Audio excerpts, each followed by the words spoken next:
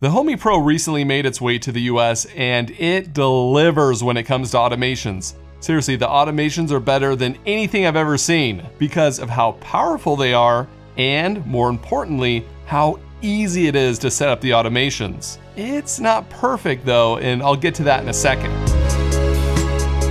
First, let's start off with the hardware. Everything runs locally on the Homey Pro unless the cloud is required for a connection. So inside there's a 1.8 GHz quad-core CPU, 2 GB of RAM, and 8 GB of storage. I think these are a little low for the price of the hub, but it should be fine. And there are lots of different ways it can connect to your devices. I think it might have the most out of any hub. It uses Wi-Fi, Z-Wave, Zigbee, Bluetooth, and even infrared, to control things like your TVs and portable AC units. Plus, it will connect to your Matter devices and also support Thread. By comparison, SmartThings has Zigbee, Z-Wave, and Thread, but it doesn't have infrared. And Home Assistant Yellow doesn't even have Z-Wave, so the Homey Pro is a great all-in-one solution. The only port on the Homey Pro is USB-C, which it comes with a power adapter and wire in the box. But if you want to connect it to Ethernet, you'll need to get the Ethernet adapter for $29. The Homey Pro is pretty sleek looking, and I love the RGB light underneath. And you know who also likes it? My kids, who have tried to steal this hub because of the cool light. Luckily, you can turn it off in the settings, and you can even use colors for automations. I'm always a sucker for RGB.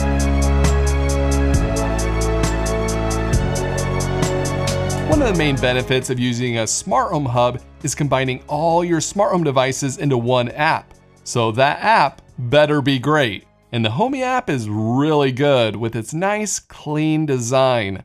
The buttons are not too big or too small, and you can tap the lights to turn them on and off, or hold the buttons for more controls. And you can customize what status you want to display.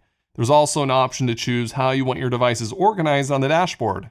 My main gripe is that you cannot search for devices, and when you have a lot of devices, you really need that. SmartThings and Home Assistant have this, but Homey, Amazon, Google, and Apple all don't have that feature, which is annoying. One thing that's really cool in the Homey app is the section for all of the batteries. Not only does it display the battery percentage, but what kind of battery it is too. I love it! There's also a section for how much memory and storage is being used. I like the Homey app overall, and it gets even better with automations. If I were going to create the most ideal automation interface, it would be this. Seriously, Homey nailed it. You want a really simple UI experience? They have it. Want to write JavaScript? Yeah, they have that too. Maybe you want things to be more visual like Node-RED and get super advanced. Yep, it's all there. So Homey calls automations flows, and I love that you can keep things really simple and basic. Just go with the flow if you're just starting out. But you have so much room to grow with their advanced tools that you're never going to feel restricted on what you can do. Plus, everything is so easy to use and intuitive. Say you want to create an automation that puts your home into away mode, but first a notification pops up on your phone that allows you to skip it in case it's showing up at the wrong time. I've done this with Home Assistant before, and it took some time to figure out. But check out how easy it is to make with Homey. This is crazy. Create a flow and select when everyone is gone. Then for the conditions, select push notification. Type your question that will show up on the notification and who you want it to go to. It works on both iOS and Android. Then for your action, put the home into away mode. So easy. I can't believe you have that option in the UI. It's so simple. If you want to get even more advanced, like have multiple triggers or do something different if you select no on the push notification, then use advanced flows. This is only available in the browser on a computer, and I get why they did that, but I kind of wish you could at least view it from your phone. Either way, it's so much easier to use than Node-RED, and yes, you can't do as much, but Node-RED is way too overwhelming. There's so many options. The Homey Advanced Flow is the right balance. I didn't have to watch any tutorials on how to use it. I could just start making stuff, but I still have plenty of advanced options. Automations are the main reason I would consider Homey, but don't get too excited because there's still one really big issue, and that's connecting devices to the hub. It sometimes took 6 or 7 tries to pair Z-Wave or Zigbee devices to the hub. And I know that those can be finicky sometimes, but this was way worse than anything I've tried. Once the device was finally connected, it seemed to work fine though.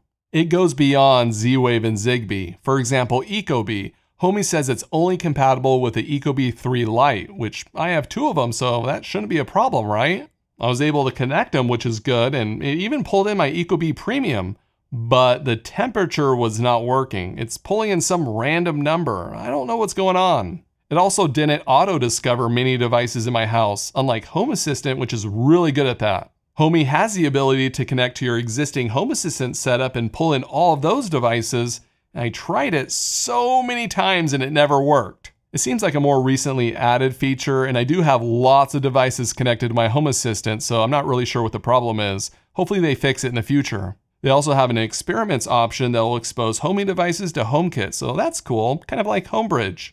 Homey hasn't been in the US market that long, and that's maybe why there's some compatibility issues over here versus like Europe. Hopefully it gets better. There are actually a lot of integrations you can add, and Homey calls them apps.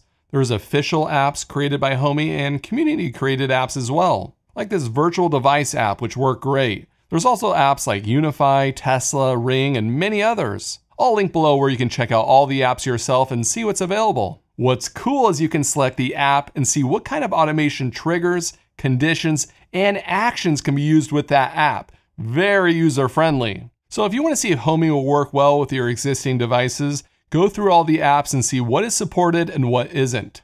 Alright, now for the real kicker, the price. It's $399 for the Homey Pro, and there are less expensive subscription options if you want to use just the app or Bridge. But with the Homey Pro, you do not have to pay for subscriptions, and it gives you the most options. For me, I view the Homey Pro in between SmartThings and Home Assistant. If you want something really easy to use like SmartThings and have all the advanced capabilities like Home Assistant, then this might be something some of you have been looking for. The biggest concern is, will it work with your existing smart devices? And is it worth that big price tag? All I know is the way Homey designed everything is the way automation should be. Thanks for watching. Hey Dad, look what I made. It's so easy. Whoa, awesome.